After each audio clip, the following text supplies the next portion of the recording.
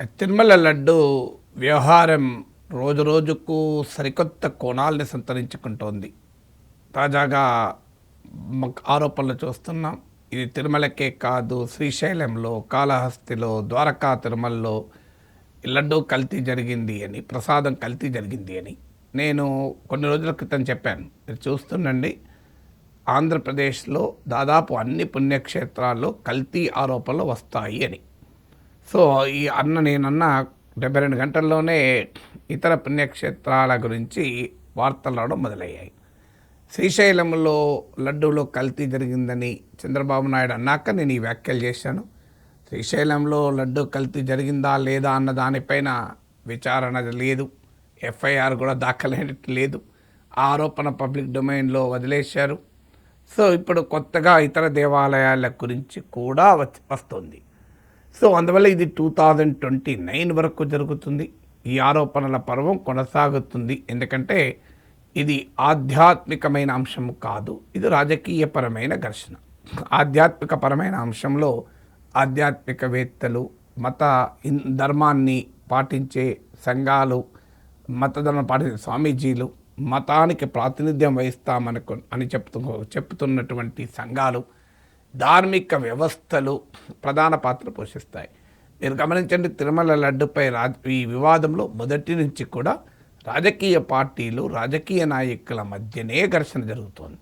నిజంగా మతపరమైన, ఆధ్యాత్మికపరమైన, ధర్మపరమైన వ్యవస్థలు కానీ వ్యక్తులు కానీ కీలక పాత్ర పోషించడం లేదు. రాజకీయ పరంగా చీలినటువంటి ఎవరైనా ఉంటే ఆధ్యాత్మిక మతపరమైన క్షేత్రంలో కూడా రాజకీయంగా చీలినవారు ఉంటారు కూడా. అలాంటి వాళ్ళు కాస్త వ్యాఖ్యానాలు చేస్తున్నారు తప్ప రాజకీయాలకు అతీతంగా ఆధ్యాత్మికమైన, ధార్మికమైన వ్యవస్థకు మాత్రమే పరిమితమైన వారు పెద్దగా స్పందిస్తున్న వాతావరణం లేదు. అంటే ఇది ప్రధానంగా రాజకీయ డొమైన్లో జరుగుతున్న పోరాటం. సాధారణంగా రాజకీయ డొమైన్లో జరుగుతున్న పోరాటం వల్ల రాజకీయపరమైన ప్రశ్న వస్తుంది. ఇది ఈ ప్రసాదంలో కల్తీ జరిగిందా? ఆ కల్తీ దేనితో జరిపారు? దీని వెనకాల ఉన్నది ఎవరు? వీరికి శిక్షలు పడతాయా? ఈ 4 ప్రశ్నలకు నా వద్ద ఇప్పటికిప్పుడు ఆన్సర్ ఉండదు. ఎందుకు ఉండదు అంటే ఇప్పటికీ అది న్యాయ వ్యవస్థ పరిధిలో ఉంది కనుక. ఒకటి ఛార్జ్షీట్ పరిధిలో కొన్ని ఉన్నాయి, ఛార్జ్షీట్ పరిధిలో లేనివి కూడా ఉన్నాయి. బట్ అల్టిమేట్గా న్యాయ వ్యవస్థ ఫైనలైజ్ చేయాల్సి ఉంటుంది. న్యాయ వ్యవస్థ ఫైనలైజ్ చేశాక ఎవరి అభిప్రాయాలు వాళ్ళకు ఉండవచ్చు. అందువల్ల 4 ప్రశ్నల పైన ఇప్పటికిప్పుడు సమాధానం చెప్పలేను. ఇక రాజకీయమైన పరిస్థితి ఏంటంటే ఎవరికి లాభం, ఎవరికి నష్టం, who gains, who loses in this battle. So ఈ బ్యాటిల్లో ఎవరు? దీంట్లో మనకు స్పష్టంగా కనబడుతున్నది ఏంటంటే ఈ మతపరమైన అంశాలు, రాజకీయపరమైన అంశాలు మీకు ఆంధ్రప్రదేశ్లో ఇలాంటివి రావడం అంతకుముందు లేవు. మీకు మతపరమైన విభజన ఉన్న రాష్ట్రం కాదది. భాషాపరమైన ఐక్యత కలిగినటువంటి రాష్ట్రం. మీకు linguistic identity dominate the religious identity. మీకు తెలంగాణలోనైనా మతాల మధ్య ఘర్షణ చూశాను తప్ప, మతాల మధ్య ఘర్షణ కూడా కాదు, మత కలహాలు చూశాం. కానీ ఆంధ్రప్రదేశ్ మత కలహాలకు కూడా అతీతం. ఎందుకంటే మతపరమైన తేడాలకు కూడా భాషాపరమైన అస్తిత్వ ఐక్యతలో భాగమైపోతాయి. అందువల్ల ఆంధ్రప్రదేశ్కు ఉండే ప్రత్యేకతది. కానీ ఆ సమాజంలో రాజశేఖర రెడ్డి అధికారంలోకి వచ్చినప్పటి నుంచి స్టార్ట్ అయింది. 7 కొండలు, 2 కొండలు, అన్యమతస్థులు, అపవిత్రమైన పనులు, ఇలాంటి విమర్శలన్నీ వచ్చాయి. కానీ రాజశేఖర రెడ్డికి ఉన్నటువంటి సంక్షేమ ఇమేజ్ ముందు ఈ వివాదాలు ఫ్రింజ్ ఆస్పెక్ట్స్గానే ఉన్నాయి తప్ప రాజకీయాలను బలంగా ప్రభావితం చేయలే. ఈ ఆరోపణలు అడపాదడపా వినేది. దానికి తోడు ప్రధాన ప్రతిపక్షంగా ఉన్న తెలుగుదేశం పార్టీ రాజశేఖర రెడ్డికి మతపరమైన అంశాలతో ఎదుర్కోవాలి అనే ప్రయత్నం చేయలే. విమర్శలు, ఆరోపణలు భిన్నమైన వ్యక్తుల నుంచి, సంఘాల నుంచి వచ్చినా తెలుగుదేశం రాజకీయ పోరాటంలో అది ప్రధాన అస్త్రం కాదు. ప్రధాన అస్త్రం జలయజ్ఞం, ధనయజ్ఞం, ఇలాంటి అంశాలపైన తెలుగుదేశం రాజకీయపరమైన అంశాలపైన, సెక్యులర్ అంశాలపైన మాత్రమే పోరాడింది. ఇక రాజశేఖర రెడ్డి మరణానంతర రాజకీయ పరిణామాల్లో జగన్మోహన్ రెడ్డి అధికారంలోకి రావడంతో రాజకీయ రూపం మారింది. దీనికో తేడా కూడా ఉంది. రాజశేఖర రెడ్డి మరణించేంత వరకు చాలామందికి ఆయన మత విశ్వాసాల సంగతి తెలియదు. సో ఎందుకంటే ఆయనను మతం కోణంలో ప్రజలు కూడా చూడలేదు. ప్రజలు ఆయన వెనకాల ర్యాలీ కాలే. మీరు గమనించండి, అందువల్ల రాజశేఖర రెడ్డికి ఉండే పొలిటికల్ ఐడెంటిటీలో రిలీజియస్ డైమెన్షన్ అనే పర్సనల్ రిలీజియస్ ఫెయిత్ అనేది ఇష్యూ కాదు. ఇక కానీ జగన్మోహన్ రెడ్డికి వచ్చే వరకు ఇది బహిరంగంగా డెమాన్స్ట్రేట్ కావడం మొదలుపెట్టింది. దానికి విజయమ్మ బైబిల్ పట్టుకొని జరిపిన యాత్రలు కావచ్చు, జగన్మోహన్ రెడ్డి క్రిస్మస్ వేడుకలు జరుపుకున్న తీరు కావచ్చు, కుటుంబ సమేతంగా జెరూసలం వెళ్ళడం కావచ్చు, ఇవన్నీ కూడా ఆయనకు హక్కు లేదని నేను అనడం లేదు. రాజ్యాంగం ఆయన కల్పించిన హక్కు. ఆయన తన వ్యక్తిగత మత విశ్వాసాలను ఎవరైనా కలిగి ఉండొచ్చు. కానీ మతపరంగా సమాజంలో సోషల్ ఫాల్ట్ లైన్స్ ఉన్నప్పుడు ఒక మత విశ్వాసం కలిగిన వారు మెజారిటీ మతానికి సంబంధం లేనప్పుడు దానికి రాజకీయపరమైన పర్యవసనాలు కూడా మనలాంటి సమాజంలో అనివార్యమవుతాయి. అదే జరగడం మొదలుపెట్టారు. సో మీకు జగన్మోహన్ రెడ్డి రిలీజియస్ ఫెయిత్ ఎప్పుడైతే ప్రజలకు స్పష్టమైందో దీన్ని సహజంగానే రాజకీయ అస్త్రంగా మలచుకునే ప్రయత్నం జరిగింది. ఆ కాంటెక్స్ట్లోనే జగన్మోహన్ రెడ్డి ముఖ్యమంత్రిగా ఉన్న సమయంలోనే రామతీర్థం వివాదము, అంతర్వేది వివాదము, అనేక పుణ్యక్షేత్రాల వివాదాలు, దేవాలయాలపై దాడులు, ఇవన్నీ చర్చనీయాంశమయ్యాయి. కానీ ఇంట్రెస్టింగ్ ఏంటంటే తర్వాత అధికారంలోకి కూటమి వచ్చినా ఇంతవరకు అంతర్వేదిని సిబిఐ తేల్చలేదు. అంతర్వేదిలో ఒక రథాన్ని ఎవరు తగలబెట్టారన్నది సిబిఐకి కూడా అర్థం కాలేదు. జగన్మోహన్ రెడ్డి వ్యూహాత్మకంగా దాన్ని సిబిఐ వైపు బదిలీ చేశారు. సో ఆ తర్వాత మీకు జగన్మోహన్ రెడ్డి ఓడిపోయాక ఇక కూటమి రాజకీయ అస్త్రాలలో ఈ రాజకీయపరమైన అస్త్రాలు ప్రయోగించడంలో మతపరమైన అంశాలు కీలక భూమిక పోషించాయి. సో ఆ కీలక భూమికలో తెలుగుదేశం పార్టీ నాయకత్వం వహించింది. రాజశేఖర రెడ్డిపై టీడీపీ పోరులో మతం ఇంతటి కీలక భూమిక పోషించలే.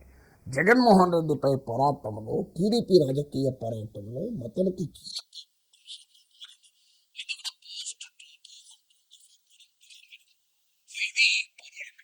ఈ పూర్వరంగంలో మనకు కనిపించే మొదటి అంశం ఏంటి?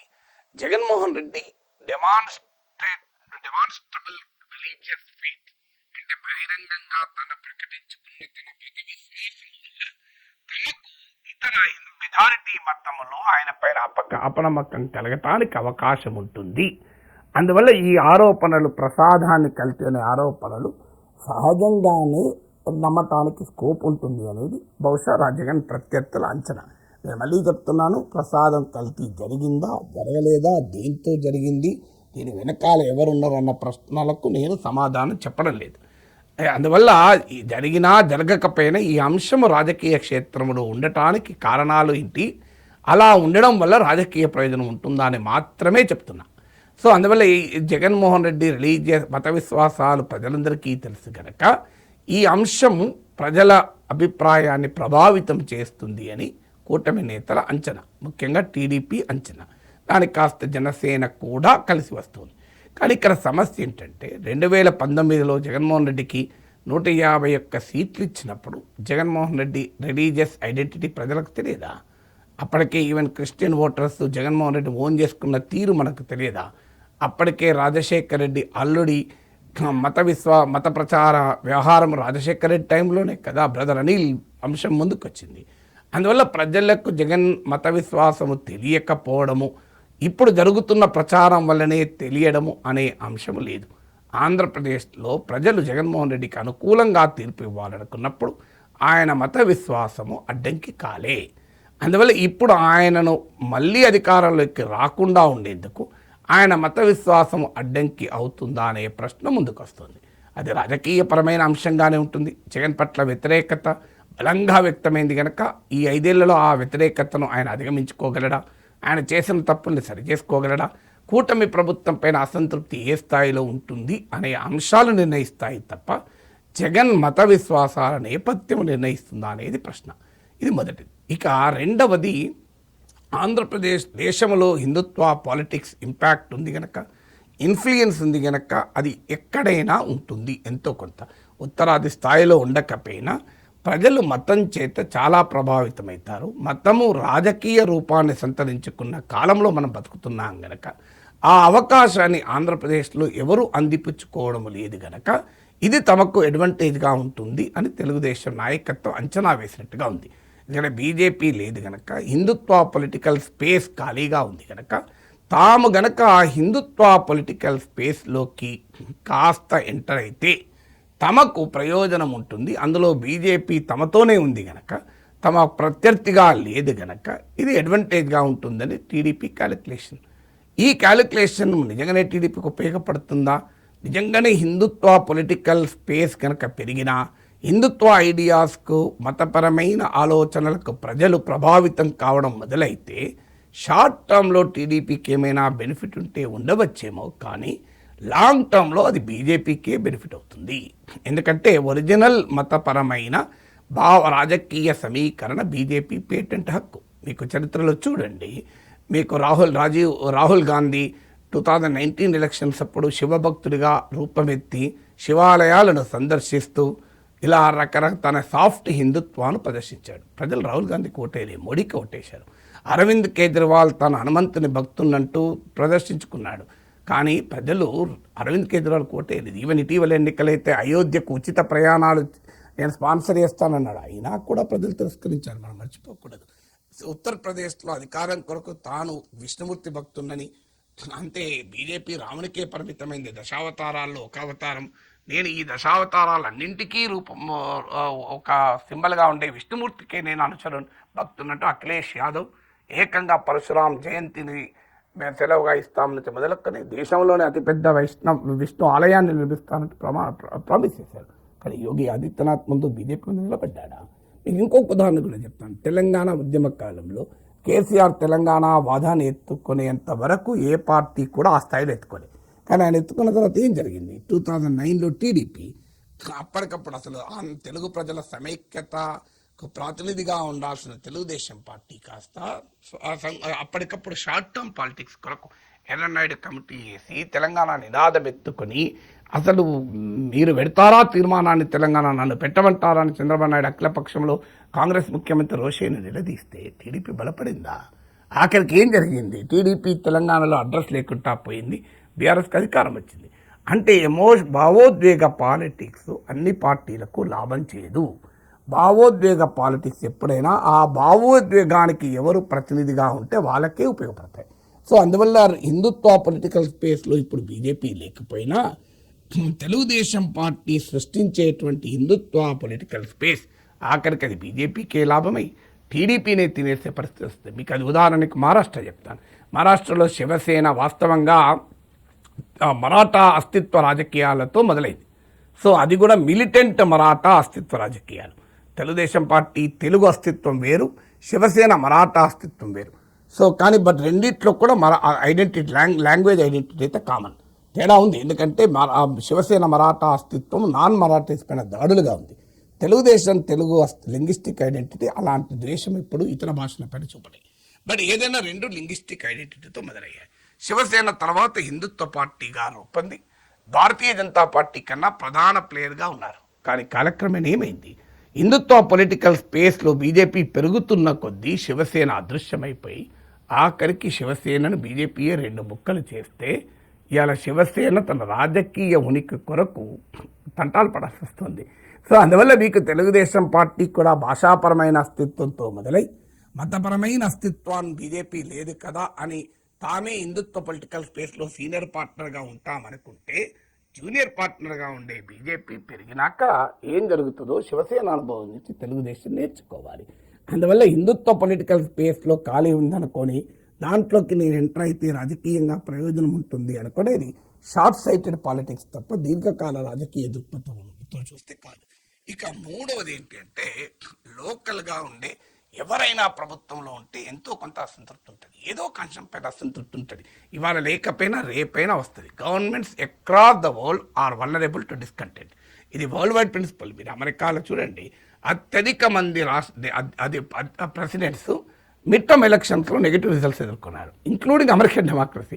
అందువల్ల అధికారంలో ఉన్నప్పుడు అసంతృప్తి తప్పదు, ఎందుకంటే ప్రజల ఎక్స్పెక్టేషన్స్ ఉంటాయి, దానికి తగ్గట్టుగా పర్ఫార్మెన్స్ ఉండదు, అధికారాన్ని దుర్వినియోగం చేసుకునే వాళ్ళు ఉంటారు, ఇచ్చిన ప్రతి హామీని అమలు చేయలేరు. ఇవన్నీ ఎవరికైనా తప్పదు, కూటమికైనా తప్పదు. యాజ్ ఆఫ్ నౌ కొన్ని అంశాలపైన ఉండొచ్చు, కొన్ని అంశాలపైన లేకపోవచ్చు. ఉదాహరణకు యాజ్ ఆఫ్ నౌ మీకు రైతుల అంశాలపైన, ఉద్యోగాల అంశాలపైన ఉంది, మిగతా అంశాలపైన లేదు. అందుకే ఇప్పటికీ కూటమి పైచేయి ఉంది, కానీ ఇది ఎల్లకాలం ఉంటుందో ఎవరమో చెప్పలేము. అందువల్ల చంద్రబాబు నాయుడు వ్యూహాత్మకంగా తన ప్రభుత్వ పర్ఫార్మెన్స్ పైన ప్రజల దృష్టి అసంతృప్తి రాకుండా ఉండాలి అంటే ప్రజలు ఈ అంశాలపైన కాకుండా ఎమోషనల్ అంశాలపైకే పరిమితం కావాలి.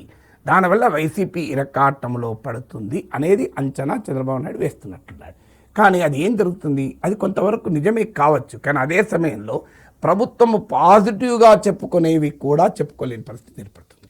మీకు ఒక్కసారి ఈ ఎమోషనల్ భావోద్వేగపరమైన అంశాలు ముందుకు వచ్చినప్పుడు ప్రభుత్వానికి నెగిటివ్గా ఉన్న అంశాలే పక్కకు పోవు, పాజిటివ్ అంశాలు కూడా పక్కకు పోతాయి. మీకు క్లాసిక్ ఎగ్జాంపుల్ నేను చెప్తాను. ఇటీవల ఈ లడ్డూ వివాదం తీవ్ర స్థాయిలో ఉన్న సమయంలోనే క్వాంటమ్ వ్యాలీకి భూమి పూజ చేశారు చంద్రబాబు. నిజంగా చెప్పాలంటే చంద్రబాబుకు పోటీ లేని అంశం అది క్వాంటమ్ వ్యాలీ. నేను ఇటీవల క్వాంటమ్ సైన్స్ పైన గతంలో పోస్ట్ చేసిన వీడియోను రీపోస్ట్ చేస్తే గతం కన్నా 2 రెట్లు ఎక్కువ మంది చూశారు. అంటే what does it mean? First time post చేస్తే సెకండ్ టైం పెద్దగా వ్యూవర్షిప్ రాదు, మళ్ళీ చేసినా కానీ డబుల్ వ్యూవర్షిప్ వచ్చింది. అంటే ప్రజలు దాని పట్ల ఎంత ఆసక్తితో ఉన్నారో తెలియజేస్తుంది. కానీ మీరు గమనించండి, ప్రభుత్వ అనుకూల పత్రికల్లో అది పేజీ 1లో లేదు, మీకు ప్రభుత్వ అనుకూల మీడియాలో అది ప్రధాన అంశంగా లేదు, ప్రభుత్వ అనుకూల మీడియాలో డిబేట్లు జరగలేదు. దానిపైన కేవలం లడ్డూ పైన బాత్రూమ్ కెమికల్స్, గొడ్డు కొవ్వు, పందికొ ఇదే చర్చ నడిచింది. మరి చంద్రబాబు నాయుడు లాభమా? ఎందుకంటే మీకు ఖచ్చితంగా క్వాంటమ్ వ్యాలీ విషయంలో జగన్ పోటీ కాదు. అసలు ఇన్ఫర్మేషన్ టెక్నాలజీ రంగంలో చంద్రబాబు ఉమ్మడి రాష్ట్రంలో వేసిన పునాదుల రీత్యా ఆయనకు 100కు 100 మార్క్స్ క్రెడిబిలిటీ వచ్చే అంశం అది. అందువల్ల క్వాంటమ్ టెక్నాలజీ జనానికి అర్థమైతే నేను అనలేదు క్వాంటమ్ వ్యాలీ అని, అర్థం కాకపోవచ్చు. కానీ ఏదో ఒకటి అయితే చంద్రబాబు నాయుడు చేయబోతున్నాడు, అద్భుతం చేయబోతున్నాడు, హైటెక్ సిటీ లాంటి సృష్టించబోతున్నాడు. ఐటీ రంగంతో మా జీవితాలు మార్చారు, క్వాంటంతో ఇంకేమో మారుస్తాడు. Chandrababu is capable of doing అనే భావన ప్రజల్లో ఉంటుంది. అది దానికి తోడు ఇటీవల గూగుల్ ఏఐ హబ్ కూడా రావడంతో ఇంకా క్రెడిబిలిటీ పెరిగింది. కానీ లడ్డూ వ్యవహారం రావడంతో ఈ అంశం మొత్తం పక్కకు పోయింది. అంటే నేను ఇంతకుముందు చెప్పానే, నెగటివ్ అంశాలే పక్కకు పోవు, పాజిటివ్ అంశాలు కూడా పక్కకు పోతాయి. ఒక ఎమోషనల్ ఇష్యూ ముందుకు వస్తే అన్ని అంశాలు పోతాయి. అందువల్ల ఇది ఏ రకంగా మన టీడీపీకి లాభం అవుతుంది? 3వ అంశం. 4వ అంశం ఏంటంటే 2 సూత్రాలు మనం ఇక్కడ గమనించాలి. ఒకటి లా ఆఫ్ డిమినిషింగ్ రిటర్న్స్ అని ఎకనామిక్స్లో సూత్రం ఉంది. రెండవది లా ఆఫ్ అన్ఇంటెండెడ్ కాన్సిక్వెన్సెస్ అని. ఇది ఆ లా చెప్పిన సందర్భం వేరే కావచ్చు, కానీ ఇక్కడ రాజకీయాలకు అన్వయిస్తే ఏదైనా మీరు గమనించండి, ఒక అతి చేస్తే అది ఖచ్చితంగా నెగిటివ్ అవుతుంది. మీకు సంస్కృతంలో సామెత కూడా ఉంటుంది చూడండి. సో నేను సంస్కృత పండితుడిని కాదు, ఏదైనా అతి చేయండి అది ఖచ్చితంగా నష్టాన్ని కలిగిస్తుంది.